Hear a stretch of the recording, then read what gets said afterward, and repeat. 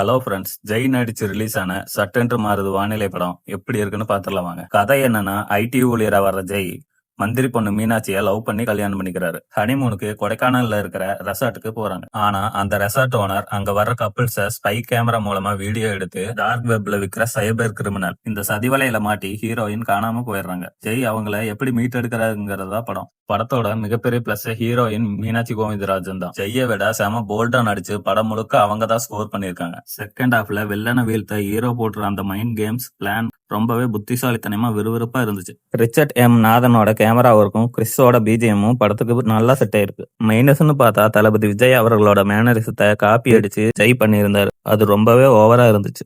அச்சலா Vijay sir மாதிரியே பேசுறதுக்கு சிரிக்கிறதுக்கு try பண்ணாரு. அது சில இடங்கள்ல பார்த்தா பயங்கர கிரிஞ்சா இருந்துச்சு. சைபர் கிரைம் கதையை மட்டும் ஒழுங்கா சொல்லாம மந்திரி சதி, ரொமான்டிக் காதலன் டார்ச்சர்னு தேவையில்லாத சீன்ஸை வச்சு ரொம்பவே குழப்பிட்டாரு. யோகி பாபு கேரக்டரும் டோட்டலா வேஸ்ட். ஸோ ஃபைனலா ஒரு நல்ல ஸ்பை கேமரா கான்செப்டை வச்சுட்டு குழப்பமான திரைக்கதையில சொதப்பிட்டாரு. ஹீரோயினோட நடிப்புக்காகவும் கிளைமேக்ஸ்க்காகவும் ஒரு முறை பார்க்கலாம். இந்த படத்துக்கு என்னோட ரேட்டிங் 5க்கு 2 கொடுக்கலாம். படம் பார்த்தவங்க உங்க கமெண்ட் சொல்லுங்க.